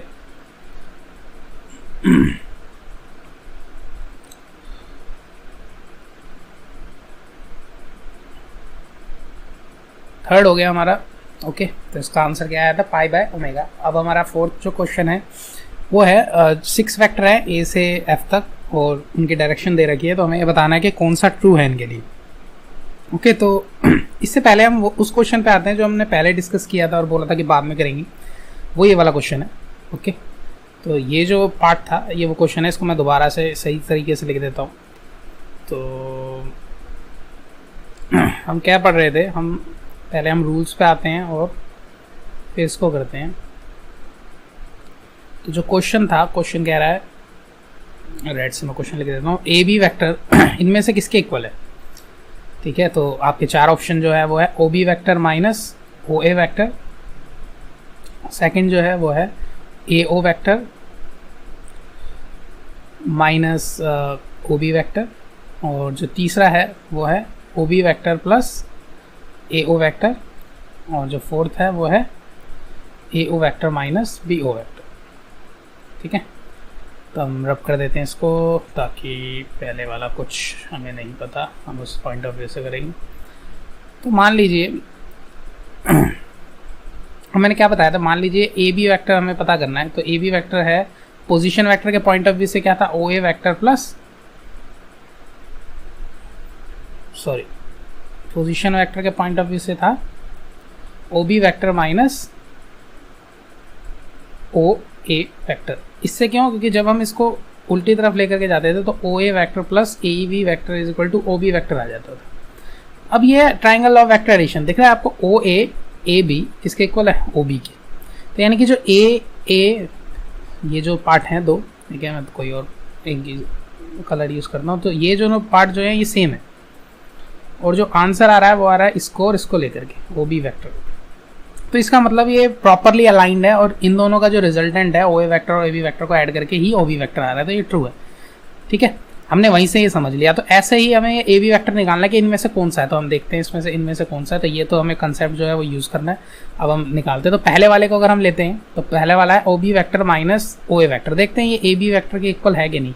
तो इसके लिए हमें 2 तरीके हैं, या तो मैं क्या करूँ कि इसी को ही माइनस करके देख लूँ। तो ओ बी वैक्टर को मैं क्या करूँगा, माइनस करके अगर मैं प्लस बनाता हूँ तो इसको ए ओ वैक्टर बना सकता हूँ, ओके। यानी कि अगर मैंने माइनस करा प्लस करा तो ये दोनों उल्टे हो जाएंगे, जो हेड है वो टेल बन गया, जो टेल है वो हेड बन गया, जो हमने पढ़ा था एंटी पैरेलल है। तो अगर ए बी वैक्टर ये है, ठीक है, तो ए बी ए वैक्टर क्या होगा, सॉरी ये है ए बी वैक्टर, तो बी ए वैक्टर क्या होगा, ये होगा। तो यानी कि ए बी वैक्टर क्या है, minus of B A vector, यानी कि उल्टा हो जाता है, जो हेड है वो टेल है, जो और जो टेल है वो हेड है, वो बन जाती है। बाकी लेंथ इनकी सेम रहती है, यानी कि मैग्नीट्यूड सेम है। तो यानी कि ए बी वैक्टर का मैग्नीट्यूड और बी ए वैक्टर का मैग्नीट्यूड क्या है, सेम है, लेकिन डायरेक्शन अपोजिट है, इसलिए माइनस साइन। तो वही है कि अगर मैंने माइनस का यहाँ पे प्लस कर दिया तो या तो मैं डायरेक्ट ऐसे कर लूँ, या दूसरा तरीका मेरे पास क्या है, दूसरा तरीका क्या है कि मैं इसको यहाँ ले जाऊँ, ठीक है, इस तरफ, ठीक है। तो यानी कि मैं ओ बी वैक्टर को क्या बोलूँ कि भाई वो है A B vector plus O A vector, वही मैंने वहाँ किया था। तो अब इन दोनों से देखो कि ये बन रहा है क्या। अब ओ बी वैक्टर अगर मैं यहीं पे करूँ तो O B vector plus A O vector और A O vector plus O B vector, अगर मैं ये करता हूँ तो ए बी वैक्टर बन रहा है, बन तो रहा है, ठीक है। वही ये A B vector plus O A vector, तो A B vector plus sorry, तो हमने हमारा पहले कैसे आ रहा था गलत, ठीक है, ये बन तो रहा है। ठीक है, तो यानी कि दोनों तरीके से सही है। अब यहाँ पे अगर मैं ओ बी वैक्टर के पॉइंट ऑफ व्यू से देखूँ तो क्या आएगा, ओ बी वैक्टर किसके इक्वल है भाई, A B vector, sorry O A vector plus A B vector के। तो ये हो रहा है मिडल वाले दोनों सेम है, और ओ बी वैक्टर ये जो है वो ये रहा आंसर। और ऐसे यहाँ पे हो रहा है, ओ बी वैक्टर को अगर मैं बस पीछे लिख दूँ यहाँ पे और ए वैक्टर को बस शफल कर दूँ तो O A vector plus O B vector क्या है, oh same, A B vector is the answer. तो पहला इज करेक्ट। ठीक है, पता नहीं कैसे हमारा गलत आ रहा था। ठीक है, तो इसलिए मैं भी गलतियाँ कर सकता हूँ, तो मुझे भी लिटरली मत लेना। जो भी दिक्कत आ रही है वो नीचे कमेंट्स में बता देना, ताकि मैं बता सकूँ कि हाँ जो मैंने बताया था वो गलत है। क्योंकि देखिए मैंने यहाँ पे ना नोट्स बना रखे हैं ना कुछ बना रखे हैं, मैं सिंपल क्वेश्चंस और अपने ही जो नॉलेज है उसके पॉइंट ऑफ व्यू से हमें बताना, तो हो सकता है कभी बार गलतियाँ हो जाए। ठीक है, इंसान गलतियों का पुतला होता है। ठीक है, तो कुछ ना कुछ गलतियाँ हो ही सकती हैं यहाँ पे, लेकिन मैं कोशिश करूँगा कि बहुत ही ध्यान से इसको करूँ, ताकि आपके दिमाग में कुछ गलत ना जाए। लेकिन ये आप चीज़ देख सकते हैं कि आपका आंसर गलत आएगा मेरे पॉइंट ऑफ व्यू से, तो ये तो पहला यानी कि आंसर सही है। ठीक है, तो ए बी वैक्टर इसके इक्वल हो सकता है। अब यहाँ पे मल्टी करेक्ट है कि कौन कौन से ट्रू है कौन से फॉल्स है, हम ये देख रहे हैं बस यहाँ पे। ठीक है, तो ये मल्टी करेक्ट MCQ है। ठीक है, इसमें ज़्यादा भी करेक्ट हो सकते हैं। तो ये तो हमने पहले का डिस्कस कर लिया। अब हम दूसरे का करते हैं, तो दूसरे के लिए हमें पहले वाला रब कर देते हैं। ठीक है, ये तो चलो कॉन्सेप्ट था, ये आपको समझ में आ गया होगा। इस पे हम लाइन डाल देते हैं वाला पॉइंट पे। अब यहाँ पे सॉल्व करते हैं। अब दूसरा जो है वो हमें करना है भाई, ए बी वैक्टर किसके इक्वल है, A O vector minus O B vector. क्या मैं इसी तरफ कर देता हूँ, तो मैं क्या करूँगा, ए ओ वैक्टर को प्लस बी ओ वैक्टर, देखते हैं ये दोनों इक्वल आ रहे हैं क्या। अब ओ और बी ये दोनों किसी भी तरीके से नहीं है। अगर मैं इसको आगे पीछे भी कर देता हूँ, यानी कि मैं बोल देता हूँ कि बी ओ वैक्टर, अगर मैं इसको यहाँ पे B O vector plus A O vector भी लिखता हूँ तब भी नहीं आ रहा। ठीक है, यानी कि ये दोनों सेम नहीं है, ना ही हाँ ये दोनों सेम है, तो इसको आगे पीछे लिखने से कोई नहीं है, तो ये गलत है। ठीक है, ये भी वेक्टर के इक्वल नहीं आ सकता, ये किसी के भी इक्वल नहीं आ सकता। ठीक है, अब हम अगला लेते हैं। ठीक है, तो दूसरे की बात हो गई थी। ठीक है, अब हम तीसरे की बात करते हैं। तो तीसरे के लिए हमें क्या चाहिए, सेम चीज़ कि देखते हैं कि ए बी वैक्टर है कि नहीं। तो ए बी वैक्टर किसके इक्वल होना चाहिए, ओ B vector plus A O vector के, देखते हैं ये है कि नहीं। तो क्या ये हो सकता है, A O vector plus O B vector. अब मैंने उल्टा कर दिया, इसको यहाँ लिख दिया, इसको यहाँ लिख दिया, तो ए वैक्टर अब ओ सेम है और ए बी वैक्टर आंसर आ रहा है। ठीक है, तो यानी कि ट्रू है। ठीक है, तो third B is also true. अब आते हैं फोर्थ पे। फोर्थ क्या कह रहा है, फोर्थ कह रहा है भाई देखो ए बी वैक्टर जो है क्या वो हो सकता है A O vector minus B O vector. अब माइनस है तो मैं इसको प्लस कैसे करूँगा, सिंपल प्लस करके उल्टा कर दिया ओ बी वैक्टर, तो ये बन गया ए बी वैक्टर। ठीक है, तो ये भी सही है। तो यानी कि कौन सा गलत है, गलत है, बाकी तीनों सही है। तो इसका क्वेश्चन जो अगर सिंगल करेक्ट में आता है तो क्या आता है कि भाई बताओ इनमें से कौन सा फॉल्स है, जो ए बी वैक्टर नहीं है। तो ये तीनों तो ए बी वैक्टर है 1 3 4, लेकिन बी सेकंड नहीं। तो इससे हमारा एक और क्वेश्चन जो है वो यहाँ पे कवर अप हो गया। अब हम जो है ये वाला क्वेश्चन करते हैं। अब इसमें कह रहा है कि भाई देखो ए वैक्टर जो है, ठीक है, और जो इसमें जो है वो हमें आंसर से ही पता करना है कि कौन सा है। तो अब सम किसका है, B vector plus C vector लेते हैं। देखो बी जो है वो नीचे की ओर है, ठीक है, और ए जो है वो राइट साइड की ओर है। ठीक है, अब इन दोनों का जो रिजल्टेंट बनेगा वो कहाँ बनेगा, अगर मैं पैरेललोग्राम बोलूँ तो यहाँ पे बनेगा। और अगर मैं triangle law of vector addition लेता हूँ तो कैसे लेंगे, हेड से टेल मिलाएंगे। तो यानी कि ये बी वेक्टर था, बी प्लस सी ये रहा। ठीक है, ए तो यहाँ पे ज़रूरत नहीं है की। ठीक है, यहाँ पे जो ज़रूरत है वो है बी की। तो बी वेक्टर जो बी वेक्टर है वो ये रहा, डाउनवर्ड जो है वो बी वेक्टर, और सी वेक्टर जो था वो क्या था, राइट साइड। तो सी वेक्टर राइट साइड, अगर मैंने वो भी लगाया तो इन दोनों को ज्वाइन करा तो ये बनेगा। तो अब ये माइनस एफ कह रहा है। अब एफ जो है वो यहाँ की ओर है, तो माइनस एफ कहाँ की ओर होगा, नीचे की ओर। तो सेम बैठ रहा है, तो माइनस एफ नीचे की ओर, ये माइनस एफ ही है ध्यान से देखा जाए तो। यानी कि पहला इज करेक्ट। अब ये क्योंकि सिंगल करेक्ट है तो फर्स्ट इज करेक्ट, देखते हैं बिल्कुल फर्स्ट करेक्ट है। ठीक है, तो हमारा आंसर है तो ठीक है, बाकी नहीं हो सकते, आप ट्राई करके देख लीजिए। अब हमारा ऐसे है, तो ये अब जो वैल्यूज़ है वो फर्स्ट आंसर से ही हमने चेक करी और हमें आंसर मिल गया। नहीं तो हम बी पे जाते फिर सी पे जाते फिर डी पे जाते, वो नहीं होते। जैसे हम एक लेकर के देख लेते हैं, मान लो डी लेकर के देख लेते हैं, बी प्लस ई। तो जो बी प्लस ई है, बी ये रहा नीचे की ओर, और E triangle law of vector addition लगा लेते हैं, ई भी वही राइट साइड में। ठीक है, अब ये एफ दिखा रहा है, अब एफ तो उल्टी डायरेक्शन में, ये एफ होना चाहिए था। ठीक है, ये माइनस एफ होना चाहिए था। तो यहाँ पे आंसर अगर ये सही करना है तो यहाँ पे माइनस एफ फैक्टर होना चाहिए था। ठीक है, अगर ये सही होता तो ये गलत है। ठीक है, हरी बात समझ में। तो ये क्वेश्चन भी हमारा यहाँ पे हो गया, मैं इसको रब कर देता हूँ। अब हमारा है नेक्स्ट क्वेश्चन। जो हमारा नेक्स्ट क्वेश्चन है वो है AIPMT का। ठीक है, 2010 का। तो जो ए से एफ है सेम ही है। अब इसके अंदर कौन सा है, ये क्या है, ये सेम क्यों रिपीट हो रहे हैं। ठीक है। इसमें वही B plus C is equal to F है या B plus C is equal to कौन सा आएगा इसके अंदर। अभी ये वाला क्वेश्चन आपके ऊपर है, आप कर लीजिए। ठीक है, यहाँ पे स्क्रीन रोक दीजिएगा और आंसर जो है वो देख लीजिएगा। तो अभी आप पॉज कर दीजिए, फिर मैं आंसर इसका देख लेता हूँ कि कौन सा आंसर है। उसका आंसर मैं अब आंसर सॉल्व कर रहा हूँ, तो आप लोग पॉज कर सकते हैं, इसको खुद ट्राई करिए, फिर मैं यहाँ पे सॉल्व कर देता हूँ। एक बार मैं खुद अपना रफ वर्क कर रहा हूँ, मैं समझा नहीं रहा, एक्सप्लेन नहीं कर रहा, तो आंसर मैं चेक करने के लिए कि कौन सा आंसर ट्रू है, या फिर मैं डायरेक्ट ही कोई भी तुक्का मार देता हूँ ताकि आपको पता चल जाए बिना सॉल्व किए। ठीक है, टाइम हमारा बचेगा। तो अब मैं आंसर बता रहा हूँ, इसका आंसर जो है वो थर्ड है। ओके, तो इसका आंसर फर्स्ट गलत है, मैंने फर्स्ट चेक करा था, लेकिन थर्ड इज दी आंसर। तो जो नेक्स्ट क्वेश्चन है वो क्या कह रहा है, next question is also on vector, और ये वाला जो है ए क्रॉस बी के ऊपर है। अब ए क्रॉस बी के मैग्नीट्यूड के ऊपर है, अब हमें क्रॉस प्रोडक्ट के ऊपर थोड़ी बात करनी है। तो डॉट के ऊपर तो हमने बात कर ली थी, लेकिन हमने उसको समझा नहीं था कि भाई वो क्या है और क्या नहीं है, तो हम उसी पे जाते हैं। ठीक है, हमने डॉट प्रोडक्ट पढ़ा था यहाँ प्रोडक्ट पे। ठीक है, तो हमने डॉट प्रोडक्ट पढ़ लिया था, ए डॉट बी की जो वैल्यू है वो है, तो ए डॉट बी की वैल्यू ये आएगी। लेकिन अगर मैं वैसे बात करूँ, अब अगर हम पढ़ रहे हैं तो पहले हम डॉट प्रोडक्ट को देख लेते हैं। डॉट प्रोडक्ट एक्चुअल में कहना क्या जा रहा है। ठीक है, तो इसको एक बॉल से समझते हैं। ठीक है, एक बहुत ही बढ़िया एग्जांपल है। मान लीजिए 3 बॉल्स हैं, ठीक है, और एक ये बॉल है। तो ये जो बॉल है, ठीक है, ये जो बॉल है ये है मल्टीप्लायर ऑफ 3। ठीक है, इस बॉल को हम बोल रहे हैं this is the multiplier of 3। अब ये क्या करेगा, जैसे ये बॉल इसके अंदर ऐड होगी तो ये हर एक को 3 से मल्टीप्लाई कर देगा। तो यानी कि कितनी बॉल हो जाएंगी, 3 इसकी, 3 इसकी और 3 इसकी। ठीक है, तो यानी कि टोटल बॉल्स कितनी होगी, 9। तो यानी कि अगर 3 को मैंने मल्टीप्लाई करा 3 से तो क्या आ गया, आंसर इज 9, सिंपल। ठीक है, यही हो रहा है। तो ऐसी इसमें लेंथ के साथ हो रहा है। अब ए बी को देखो, हम ध्यान से देखें तो क्या है, देखो ए वेक्टर ये है मान लीजिए, ठीक है, और मान लीजिए बी वेक्टर ये है। इसको मैंने डॉट टेल टू टेल रखा है यहाँ पे, आपने देखा होगा, इनके बीच में एंगल थीटा है। अब मैं इसके ऊपर अगर यहाँ से एक परपेंडिकुलर ड्रॉ करूँ, ठीक है, बी के हेड से ए के ऊपर, तो ये जो पार्ट है, इतना पार्ट, ठीक है, इसको मैं थोड़ा बड़ा बना देता हूँ नेक्स्ट पेज पे। अरे यहाँ तो हमने फॉर्मूलाज करे थे, यहाँ वो वाला क्वेश्चन था, एक नया पेज चाहिए होगा हमें। तो देखिए, मान लीजिए ये है ए वेक्टर, ओके, और ये है बी वेक्टर। तो जो ए वेक्टर है, ठीक है, ये बी वेक्टर है, ये ए वेक्टर है, और ये इन दोनों के बीच में मान लीजिए एंगल है। ठीक है, theta is the angle between.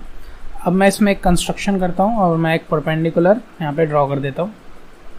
मैं इस पार्ट का नाम दे देता हूँ कुछ, मान लीजिए ये ए तो नहीं लेते, ये तो ले चुके हैं हम ऑलरेडी, पी ले लेते हैं, पी क्यू आर और एस। ठीक है, तो ये जो पी एस पार्ट है, ये पी एस पार्ट किसके इक्वल आएगा, आपको पता है ए वेक्टर का मैग्नीट्यूड क्या होगा, ए, तो ए कॉस थीटा। जो पी एस है वो क्या है, ए कॉस थीटा। ठीक है, अब देखिए, और पी आर क्या है, पी आर क्या है, पी आर है बी का मैग्नीट्यूड। तो जो ए डॉट बी है एक्चुअल में, अगर मैं टेक्निकली देखूं तो वो है P S into P R. क्या है, P S into P R, यानी कि पी एस क्या है, projection of A on B. क्या है, इसको बोलेंगे projection of A on B. इसका मतलब क्या है कि अगर मैं यहाँ से एक पैरेलल रे भेजता हूँ, ठीक है, टॉर्च, ठीक है, टॉर्च अगर मैंने यहाँ रखी, ठीक है, और उससे कुछ लाइट निकल रही है, तो ये लाइट की जो परछाई है, ठीक है, जो ए वेक्टर की जो परछाई है वो ऐसे इतनी ही आएगी, इससे ज़्यादा नहीं आएगी। ठीक है, अगर मैं इसके पैरेलल वो करता हूँ तो, ठीक है, इतनी परछाई आएगी। तो ये इसका प्रोजेक्शन है। ठीक है, अगर जो पी आर है वो एक स्क्रीन है, तो इसलिए बोलते हैं इसको projection of A on B. ठीक है, तो ए की जो परछाई, शेडो जो बन रही है, प्रोजेक्शन बन रही है पी आर पे, ठीक है, बी पे। आ रही बात समझ में आपको। तो पी क्यू की जो प्रोजेक्शन है वो पी एस है, तो यानी कि क्या हो रहा है, P S into P are, और पी आर क्या है, बी। ठीक है, बी, तो यानी कि जिस पे प्रोजेक्शन बन रही है उसको बस मल्टीप्लाई करना है उसके मैग्नीट्यूड को, ए बी वेक्टर। यही इसका उलट भी हो सकता है। ठीक है, इसका उलट भी देख लेते हैं। उलट के लिए हम क्या करेंगे, वही सेम चीज़। ठीक है, हमने ए वेक्टर बनाया, हमने बनाया बी वेक्टर, और हमने बनाया ए वेक्टर। ठीक है, अब हमने क्या करा, ए वेक्टर है, बी वेक्टर है, अब इस पे परपेंडिकुलर ड्रॉ करना है हमें, तो हम इसको एक्सटेंड कर देते हैं थोड़ा सा। ठीक है, तो एक्सटेंड ऐसे करते हैं और इस पे बी के द्वारा एक परपेंडिकुलर ड्रॉ करते हैं। तो बी के द्वारा एक परपेंडिकुलर ड्रॉ होता है ऐसे, मान लीजिए ये जो है, ठीक है, एग्जैक्ट पता नहीं बनेगा कि नहीं, चलो बन ही गया लगभग। अब इसमें ले लेते हैं, मान लीजिए ये पी है, ये क्यू है, ये आर है, ठीक है। अब ये प्रोजेक्शन है, ठीक है, थोड़ा सा ए को एक्सटेंड कर देते हैं, ए को थोड़ा आगे तक ले जाते हैं, ठीक है। तो ये पार्ट तक तो आर है और ये एस है, ठीक है। तो पी एस जो है वो तो ए है, ठीक है, और पी क्यू जो है वो तो बी है। अब जो पी आर है वो क्या बनेगा, और थीटा, ये वाला एंगल क्या है, थीटा, ठीक है, ये एंगल है, तो B cos theta, P R होगा बी कॉस थीटा, ठीक है। तो ए डॉट बी क्या बनेगा, ए डॉट बी क्या है, ए डॉट बी, यानी ए का मैग्नीट्यूड बी का मैग्नीट्यूड कॉस थीटा, ठीक है। तो यानी कि बी कॉस थीटा और ए, तो यानी कि क्या है, P S into P are, ठीक है। और पी आर क्या है, प्रोजेक्शन ऑफ बी ऑन ए, ये होगा प्रोजेक्शन ऑफ बी ऑन ए, और ये है ए, मैग्नीट्यूड ऑफ ए, ठीक है। तो ये इसका मतलब है, ए डॉट बी का मतलब क्या है कि ए को उसके जो बी का प्रोजेक्शन है ए पर, उससे मल्टीप्लाई किया गया। वही अगर हम इसमें देखें तो इसमें क्या हो रहा है, projection of A on B multiply by magnitude of B, ठीक है। यहाँ पे बी का मैग्नीट्यूड है, ठीक है, मैग्नीट्यूड ऑफ बी। हमारी बात समझ में, तो ए डॉट बी क्या है, P S into P R, यानी कि projection of A on B, मतलब इसको तो छोड़ो, P S into P R ये तो हमने माना है, तो जो एक्चुअल में वो क्या है, projection of A on B into magnitude of B, ठीक है। यानी कि जिस पे प्रोजेक्शन बन रही है उसका मैग्नीट्यूड, और जिसकी प्रोजेक्शन बन रही है वो प्रोजेक्शन बी पे, ठीक है। यानी कि projection of A on B और बी का मैग्नीट्यूड, और वही अगर हम उल्टा भी करें तब भी सही है, प्रोजेक्शन ऑफ बी ऑन ए और ए का मैग्नीट्यूड, ठीक है। तो ये ए डॉट बी है। इसी से हमारा जो एक पार्ट है वो निकल आता है कि हम प्रोजेक्शन निकाल सकते हैं। तो अगर आपको कभी भी क्वेश्चन आ गया प्रोजेक्शन का, projection of A on B, हमें ये निकालना है, तो क्या है, projection of A on B को हम दो तरीके से लिख सकते हैं। Projection of A on B यानी कि इसके साथ क्या आएगा, बी का मैग्नीट्यूड, बी का मैग्नीट्यूड किसके इक्वल है, ए डॉट बी के। तो projection of A on B क्या आएगा, ए डॉट बी, और जिस पे वो है क्या बोलते हैं प्रोजेक्शन, उसका मैग्नीट्यूड डिवाइड में, ठीक है। तो ये आ जाएगा projection of A on B, या ए वेक्टर का जो प्रोजेक्शन है वो बी पे क्या है, ठीक है, वो आ गया। ऐसे उल्टा अगर आ गया तो projection of B vector on A, अगर ये क्वेश्चन आ गया तो क्या करोगे, ए डॉट बी, और जिस पे प्रोजेक्शन है वो डिवाइड में, ठीक है, उसका मैग्नीट्यूड। तो ये सिंपल है, ठीक है। ऐसा भी क्वेश्चन आया नहीं, आएगा तो हम करेंगे, ठीक है। तो ये कंसेप्ट है किसका, डॉट का। अब इसको कोई भी इस पॉइंट ऑफ व्यू से नहीं बताता, यानी कि ए डॉट बी के दो वो हो गए, projection of A on B multiply by magnitude of B, और दूसरी इसकी क्या है, projection of B on A multiply by magnitude of A. चलिए अब हम क्वेश्चन पे आते हैं। तो वो उसमें क्रॉस प्रोडक्ट भी है, तो एक बार क्रॉस प्रोडक्ट और देख लेते हैं। तो क्रॉस प्रोडक्ट क्या कहता है, तो अगर ए क्रॉस बी है, ठीक है, तो मान लीजिए ये ए है, ये बी है, ए वेक्टर बी वेक्टर, ठीक है। बी को थोड़ा और बड़ा कर देते हैं, ठीक है, ठीक है, ये बी वेक्टर है, ये ए वेक्टर है। तो इसमें लगता है राइट हैंड स्क्रू रूल। तो अगर मान लो मैं कर रहा हूँ ए क्रॉस बी, तो मुझे ए पे जो अपनी हथेली है वो उसको रखना है, ठीक है, और ए से बी तक मुझे स्क्रू को घुमाना है, ठीक है। तो अगर मैं यहाँ पे मान लो एक पिन होती, ठीक है, स्क्रू होता, ठीक है, उस पर मैंने स्क्रू ड्राइवर रखा होता, ठीक है, और इसको मैं ए से बी घुमाता तो ये बाहर आता, अंदर जाता, तो स्क्रू बाहर आता, ठीक है। अगर मैं ए से बी तक की ओर घुमाता, ठीक है, स्क्रू को, तो ये बाहर आता, तो बाहर आता, तो इसका मतलब ए क्रॉस बी कहाँ की ओर है, मेरी ओर, ठीक है। ये 3D है, जिस प्लेन से बाहर की ओर, तो इसलिए ये डॉट बना देते हैं बाहर की ओर।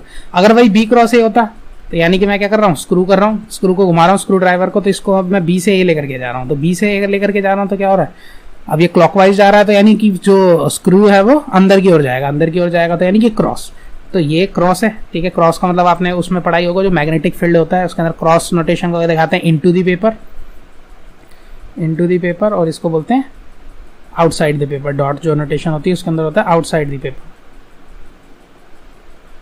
ठीक है। तो आपको ये चीज समझ ही आ गई होगी, ठीक है। तो ये ए क्रॉस बी, अब ए क्रॉस बी जो एन कैप है वो यही डॉट और क्रॉस के अलॉन्ग जो यूनिट वेक्टर है उसी को दिखाता है, ठीक है। अगर हम ए क्रॉस बी की बात कर रहे हैं तो एन कैप ये है, अगर हम बी क्रॉस ए की बात कर रहे हैं तो एन कैप इसके अलॉन्ग, ये एक यूनिट वेक्टर होता है, ठीक है। Unit vector, N cap is unit vector along perpendicular, along perpendicular to the plane. तो जो भी प्लेन में ए क्रॉस बी है उसके परपेंडिकुलर, जिस भी प्लेन में वो है, ठीक है, उसके परपेंडिकुलर एक यूनिट वेक्टर लेंगे, उसको हम एन कैप बोलेंगे। तो जो ए क्रॉस बी की वैल्यू है वो क्या आएगी, सिंपल ए का मैग्नीट्यूड बी का magnitude sine theta N cap. Okay, यहाँ पे साइन थीटा आता है। अब जो वैसे इसको अगर निकालना है तो कैसे निकलेगा, ठीक है, वो हम देख लेते हैं। तो ए वेक्टर मान लीजिए है a1 आई कैप प्लस b1 a2 जे कैप, a2 जे कैप प्लस a3 के कैप, ये मान लीजिए ए वेक्टर है। और बी वेक्टर जो है वो है b1 आई कैप प्लस b2 जे कैप प्लस b3 के कैप। अब इसका अगर मैं क्रॉस करूँ तो इसके अंदर आपको कैसे करना है, एक आई कैप जे कैप के कैप ऐसे ऊपर लिख देना है, और a1 a2 a3 यहाँ लिख देना है, और b1 b2 b3 यहाँ लिख देना है। अब जो पहला है वो यहाँ आएगा और जो दूसरा है वो यहाँ आएगा, ठीक है। अगर ये बी क्रॉस ए होता तो बी वाले ऊपर आते, ए वाले नीचे आते। अब क्या करना है, जब मान लो आई कैप के साथ आपको लिखना है तो आई कैप वाली रो को आपको कवर कर देना है, ठीक है। तो अगर मैं आई कैप के साथ लिख रहा हूँ मान लो, तो मैं इस वाली रो को भूल जाऊँगा, ठीक है, ये एग्जिस्ट करती है, और ये आई जे वाली तो लेनी ही नहीं है वैसे भी, ठीक है। बचा क्या, a2 b3, ठीक है। तो इसमें क्रॉस बनाना है। एक्स आप कैसे बनाते हो, एक्स ऐसे बनाते हो, तो पहले ये आएगा मल्टीप्लाई, फिर ये हो, तो पहले a2 को b3 से करेंगे और फिर b2 को a3 से करेंगे। तो a2 को b3 से मल्टीप्लाई करेंगे तो क्या आएगा, a2 b3 माइनस, फिर b2 को a3 से करेंगे तो क्या आएगा, b2 a3 आई कैप, फिर आएगा माइनस, ठीक है, माइनस, फिर जे कैप। ऐसी जे कैप के लिए क्या होगा, जे कैप वाले को छुपा देंगे हम, ठीक है। तो हम जे कैप वाले को छुपाएंगे पूरा, ठीक है, ये हमने जे कैप वाले को छुपा दिया। अब जे कैप वाले को छुपाएंगे और ये तो छुपा ही रहेगा आई जे के। तो बचा कौन सा, a1 b3, तो क्रॉस कैसे बनेगा, पहले ये, तो a1 b3 फिर माइनस b1 a3, ठीक है, ये हो गया जे। अब के लिए ब्लू से कर लेते हैं, ठीक है। तो ब्लू से करने के लिए अब हम क्या करेंगे, के को यहाँ पे, सॉरी, के को करने के लिए हम क्या करेंगे, तो यहाँ पे ले लेंगे। अब प्लस आएगा, पहले माइनस आ गया, ठीक है, पहले तो प्लस था ही, ठीक है, फिर माइनस, फिर प्लस। अब के कैप के लिए हम क्या करेंगे, ये तो है और ये भी छुपा हुआ है, तो के वाले को पूरा छुपा देंगे और फिर इसको भी छुपा देंगे, ठीक है, आई जे के को। अब बचा कौन सा, a1 b2, तो a1 b2 मल्टीप्लाई कैसे करेंगे, पहले इसको, ठीक है, इन दोनों को, तो a1 b2 फिर b1 a2, ये आ गया तुम्हारा क्रॉस प्रोडक्ट। हालांकि मुझे लगता नहीं है कि ये क्वेश्चन जो है वो उसमें आएगा, क्योंकि ये इसमें थोड़ी मेहनत करनी पड़ती है, हमने देखा कितनी मेहनत है, ठीक है। हालांकि आप दिमाग में भी कर सकते हैं इसको, अगर एक पार्ट पूछा हो तो, ठीक है, आपसे एक पार्ट पूछा जा सकता है कि ए क्रॉस बी के एक्स कॉम्पोनेंट का क्या आएगा आंसर, ठीक है, आप देखते ही बता दोगे भाई देखो a2 b3 minus b2 a3, ठीक है। अगर जे कॉम्पोनेंट का पूछा तो बाहर माइनस भी है, तो माइनस है तो जे वाला आप छुपा देंगे, तो क्या करेंगे, a1 b3, ठीक है, माइनस b1 a3, और बाहर माइनस भी रखना है, ठीक है, ये इसका कॉम्पोनेंट है, जे कॉम्पोनेंट, ठीक है। तो ये जो है ए क्रॉस बी को निकालने का तरीका है। अगर ये आपको वेक्टोरियली आ गया, मैग्नीट्यूड के पॉइंट ऑफ व्यू से नहीं आया, डायरेक्ट आपको वेक्टर जो है वो वेक्टर की फॉर्म में ही दिया हुआ है। तो अब आते हैं क्वेश्चन पे, ठीक है। तो क्वेश्चन पे आते हैं, क्वेश्चन क्या कह रहा है, ए क्रॉस बी का जो मैग्नीट्यूड है भाई, अब ए क्रॉस बी का मैग्नीट्यूड क्या होगा, क्योंकि ए क्रॉस बी खुद क्या होता है। अब ए क्रॉस बी को अगर मैं बोलूँ तो क्या आएगा, ए बी साइन थीटा के एन कैप। अगर इसकी मैं मैग्नीट्यूड की बात करूँ तो मैग्नीट्यूड क्या आएगा, अब ए बी साइन थीटा तो स्केलर है तो बाहर आ जाएगा मैग्नीट्यूड से। अब एन कैप यूनिट वेक्टर का मैग्नीट्यूड क्या होता है, 1, तो ये होगा A B sine theta, simple, ठीक है। जो एन कैप है उसका मैग्नीट्यूड की वेक्टर का ही मैग्नीट्यूड होता है, स्केलर जो है वो मैग्नीट्यूड से बाहर आ जाता है। तो ये जो मैग्नीट्यूड से बाहर आ गया ए बी साइन थीटा, और एन कैप का जो मैग्नीट्यूड है वो क्या आ गया, 1 आ गया, ठीक है। तो ए क्रॉस बी का मैग्नीट्यूड क्या बना, ए बी साइन थीटा। अब √3 टाइम्स है A B, A dot B क्या होता है, ए बी कॉस थीटा। अब इससे क्या क्या कट गया, ए बी से ए बी कट गया। अब साइन थीटा अपन कॉस थीटा क्या होता है, टेन थीटा। अब टेन थीटा क्या आ गया, √3, टेन थीटा √3 कब होता है, 60 डिग्री पे, ठीक है। तो आंसर इज 1, देख लेते हैं, ठीक है। तो आंसर इज 1, इट्स सिंपल। तो इसी के साथ ये वाला क्वेश्चन हो गया, मैं इसको रब कर देता हूँ। अब हम जाते हैं नेक्स्ट क्वेश्चन पे। नेक्स्ट क्वेश्चन नेक्स्ट क्वेश्चन है ही नहीं, तो यही था इसके अंदर, बस वेक्टर से रिलेटेड था। मुझे लगा इसके अंदर डिफरेंशिएशन वगैरह भी होगी, लेकिन डिफरेंशिएशन इतनी नहीं है, तो अब हम डिफरेंशिएशन को देख लेते हैं थोड़ा, ठीक है। वेक्टर ही है इसके अंदर, जो हमने चैप्टर लिया था वो चैप्टर पहला लिया था, ठीक है, मैथमेटिकल टूल्स, ठीक है, इसके अंदर ये है। तो अब जो अगला है वो motion in a straight line और मोशन इन अ प्लेन है, ये दोनों हम एक साथ करेंगे अगले टॉपिक के लिए। तो उसके लिए हमें डिफरेंशिएशन और इंटीग्रेशन पता होना चाहिए, साथ ही हम लॉग भी देख लेते हैं। तो एक छोटा सा टॉपिक है, ये हम दोबारा ले लेते हैं। तो हम अब क्या कर रहे हैं, अब हम कर रहे हैं, सबसे पहले हम ले लेते हैं डिफरेंशिएशन, आखिर डिफरेंशिएशन है क्या, ठीक है। तो डिफरेंशिएशन क्या होता है, इसके अंदर जो सबसे पहली चीज़ आती है होती है फंक्शन। फंक्शन हमने सारी फिजिक्स के अंदर फंक्शन ही है। फंक्शन क्या होता है? एक वैल्यू, ठीक है, जो डिपेंडेंट होती है, ठीक है, जो कुछ इंडिपेंडेंस वैल्यू पे डिपेंडेंट होती है, ठीक है। अब ऐसे समझ लीजिए, जैसे सिंपल एक एफ इजिकल टू एम है, ठीक है, तो एफ इजिकल टू एम है, तो एफ किस पे डायरेक्टली प्रोपोर्शनल है? मास पे और एक्सेलरेशन पे। तो ये जो है ये डिपेंडेंट वैल्यू है, ये दोनों इंडिपेंडेंट है। हालांकि एक्सेलरेशन जो है वो भी बाकी चीज़ों पे डिपेंडेंट होती है। तो ये है, तो ये ऐसे इसको बोलेंगे फंक्शन। तो F is the function of acceleration या F is the function of M, ठीक है। तो इसको अगर हम यहाँ पे लेते हैं, मान लीजिए, तो हम फंक्शन को ऐसे दिखाते हैं कि भाई देखो ये है वाई एक्सिस, ये है तुम्हारी एक्स एक्सिस, और कोई एक कर्व है, ठीक है, कोई भी एक हमने कर्व लिया, ठीक है, मान लीजिए एक ऐसे कोई सा कर्व है। तो जो डिफरेंशिएशन है वो एक्चुअल में क्या बताता है? डिफरेंशिएशन, अब ये है एक्स एक्सिस, ये है वाई, अब इसको बोलते हैं वाई एक्सिस नहीं बोलते, इसको बोलते हैं एफ ऑफ एक्स। तो ये फंक्शन है, ठीक है, एक्स का, क्योंकि ये एक्स पे डिपेंडेंट है, ठीक है। तो ये जो एफ एक्स है, ठीक है, और ये एक्स है, तो इसको एफ एक्स को ही हम वाई भी बोल देते हैं। तो जो वाई है इसका डिफरेंशिएशन होता है एक्स के रिस्पेक्ट में, तो D Y by D X हम ऐसे लिखते हैं। अब डिफरेंशिएट क्या करते हैं वो तो हम बात की बात है, अभी मैं इसकी ज्योमेट्रिकल पिक्चर आपको बता रहा हूँ क्या है। तो मान लीजिए मैं D Y by D X निकाल रहा हूँ किसी एक पॉइंट, मान लीजिए x1 कोमा y1 पे, ठीक है। तो ये मान लीजिए ये है x1 पार्ट, ठीक है, और ये है y1, यानी कि इस पॉइंट के कोऑर्डिनेट्स हैं x1 कोमा y1। तो जो टेंजेंट है वो एक्चुअल में कुछ नहीं है, वो जो हम जो डिफरेंशिएशन है वो एक्चुअल में टेंजेंट है, ठीक है, यानी कि डिफरेंशिएशन इज एक्चुअली टेंजेंट। तो क्या मैं कह रहा हूँ कि टेंजेंट है भाई, तो वो ये है कि वो स्ट्रेट लाइन है जो इसको छूते हुए निकलेगी इस पॉइंट को, ठीक है। तो ये जो है ये एक टेंजेंट है, ठीक है। अब इसको अगर हम एक्स एक्सिस के साथ मिला दें, ठीक है, और इस एक्स एक्सिस का एक एंगल हो थीटा, इसको हम बोलेंगे टेन थीटा। तो this is the differentiation of curve y, ठीक है। ये जो कर्व है वो क्या है? y, ठीक है, y का कर्व बना है, ठीक है। This is the curve of y on x, ठीक है, विद रिस्पेक्ट टू x। तो ये जो एक्स वाई प्लेन पे जो कर्व बना है, ये इसमें क्या होगा कि इन दोनों के बीच में कुछ रिलेशन होगा, y और x के बीच में, जैसे मान लो y is equal to X square, ये कुछ रिलेशन होगा इसके अंदर। तो किसी भी पॉइंट पे डिफ्रेंशिएट करा तो यानी कि क्या करा, एक ज्योमेट्रिकल टेंजेंट जो बना, ठीक है, उसका tan theta with respect to positive X axis. ये थोड़ी सी कॉम्प्लिकेटेड चीज़ है लेकिन बड़ी ही सिंपल है अगर आप वैसे देखें तो, ठीक है। मैं क्या कह रहा हूँ, मैं ये कह रहा हूँ कि differentiation of y with respect to x at any point, ठीक है, at any point is trigonometrical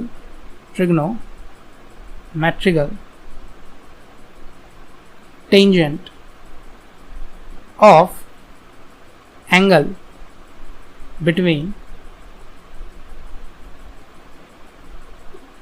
geometrical tangent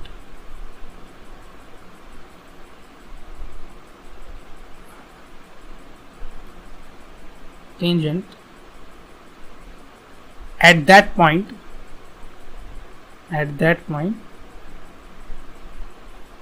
on the curve and positive x axis। यानी कि जो डिफरेंशिएशन है y का with respect to x dy by D X, किसी भी point पे, कोई भी पॉइंट मान लेते हैं, मान लो x1 y1, किसी भी पॉइंट पे, तो वो क्या है, वो है ट्रिग्नोमेट्रिकल टेंजेंट मतलब tan ऑफ थीटा एंगल, ठीक है, किसी एंगल का। और वो एंगल किसके बीच में? बिटवीन जियोमेट्रिकल टेंजेंट, यानी कि जो भी कर्व बना उसका जो जियोमेट्रिकल टेंजेंट है उसके बीच, और पॉजिटिव एक्स एक्सिस, जो पॉजिटिव एक्स एक्सिस ये डायरेक्शन है, इन दोनों के बीच में जो एंगल बना थीटा, उस एंगल का टेन थीटा जो है वो D Y by D X. तो ये, ठीक है, अगर आपको ये चीज़ समझ आती है तो बहुत बढ़िया है, ठीक है, नहीं तो यही जो जियोमेट्रिकल रिप्रेजेंटेशन है ऑफ डिफरेंशिएशन। अब हम इसको सॉल्व करने का तरीका देख लेते हैं। तो सिंपल है, अगर मान लो y जो है वो x की पावर n है, तो D Y by D X क्या होगा, सिंपल पावर आगे आ जाएगी और एक पावर कम हो जाएगी। जैसे y अगर x क्यूब है तो D Y by D X क्या होगा, 3x स्क्वायर, सिंपल, ठीक है। अगर वही y जो है x की पावर -3 है तो D Y by D X क्या होगा, -3 बाहर आ जाएगा और एक पावर कम हो जाएगी, तो -3 -1 -4, ठीक है। तो this is the answer, -3x -4। और बाकियों के आपको बुक्स में अवेलेबल होंगे, जैसे साइन एक्स का जो डिफरेंशिएशन है वो होता है कॉस एक्स, कॉस एक्स का जो डिफरेंशिएशन है वो होता है माइनस साइन एक्स, ठीक है। टेन एक्स का जो होता है वो होता है सेक स्क्वायर एक्स, ठीक है। Sec X into tan X का जो होता है डिफरेंशिएशन होता है, ओ सॉरी, सेक एक्स का जो डिफरेंशिएशन होता है वो होता है sec X into tan X, ठीक है। जो सेक एक्स का डिफरेंशिएशन है वो है minus sec X into sorry plus sec X into tan X, minus नहीं होता, वो होता है कोसेक के लिए। कोसेक एक्स के लिए क्या होता है minus cosec X cot X, और जो कॉट एक्स का है वो होता है माइनस कोसेक स्क्वायर एक्स। तो ऐसे बहुत सारे फॉर्मूलाज हैं, वो आप देख सकते हैं। और जो लॉग एक्स का डिफरेंशिएशन होता है, ठीक है, लॉग एक्स का अगर मैंने डिफरेंशिएशन देखा तो वो क्या होता है भाई, वो होता है 1/x।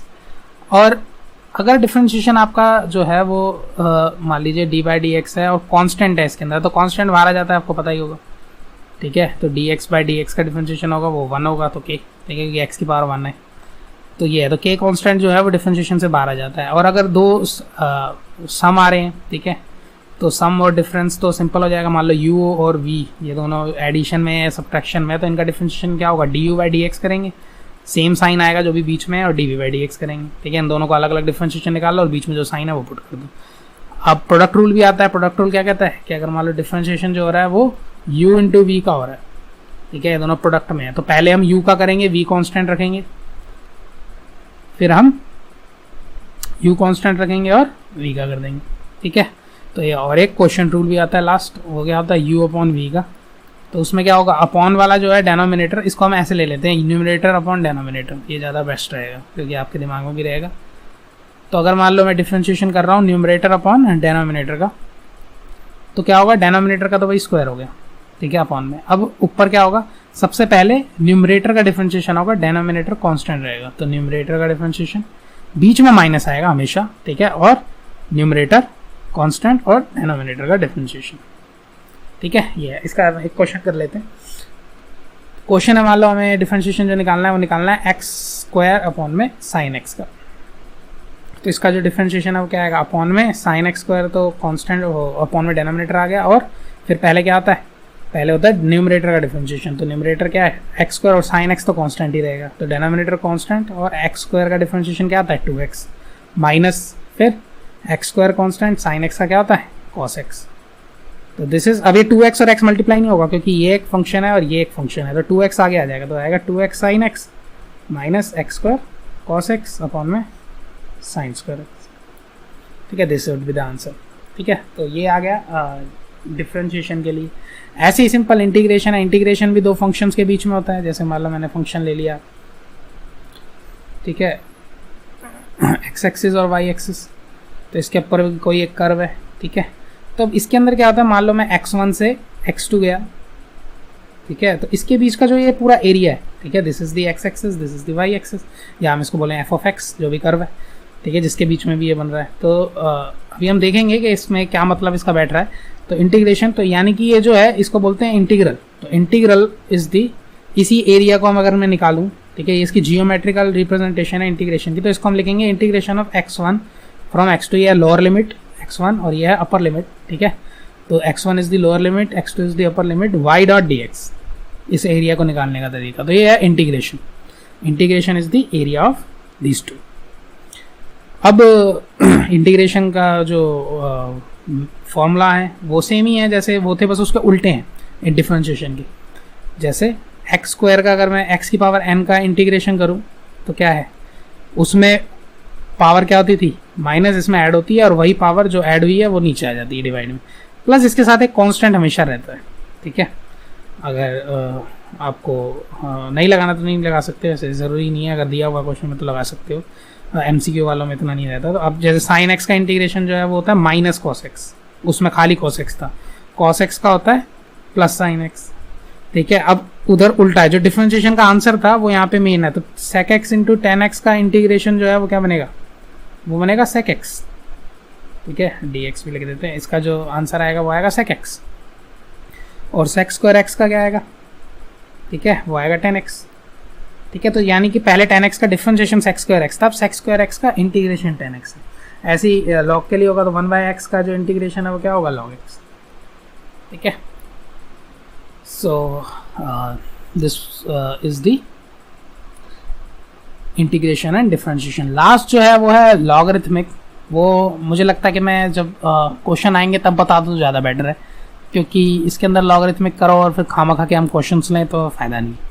तो इसलिए अब हम नेक्स्ट टॉपिक पे आते हैं। जो हमारा नेक्स्ट टॉपिक है वो है काइनेमेटिक्स। तो काइनेमेटिक्स में हम मिलते हैं, ठीक है, इन आवर नेक्स्ट वीडियो। तो यहाँ पे हमने देख लिया मैथमेटिकल टूल्स का एक ओवरव्यू ले लिया, हमने वेक्टर्स को अच्छे से पढ़ लिया। अब आप इन क्वेश्चंस की प्रैक्टिस कीजिए, और जो आपको डाउट आ रहे हैं वो आप नीचे डिस्क्रिप्शन बॉक्स में जो फॉर्म है या कमेंट्स में भी आप हमें बता सकते हैं, ठीक है। डायरेक्ट कमेंट्स में बता दीजिए, नहीं तो आप जो फॉर्म है आप उसको भर सकते हैं, गूगल फॉर्म है, उसमें आप अपने क्वेश्चंस की पिक या जो भी स्क्रीनशॉट है वो आप सेंड कर सकते हैं। वो डायरेक्टली मुझे मिलेगा और फिर हम अगली वीडियो में उसको डिस्कस कर लेंगे। तो टिल नेक्स्ट वीडियो, बाय।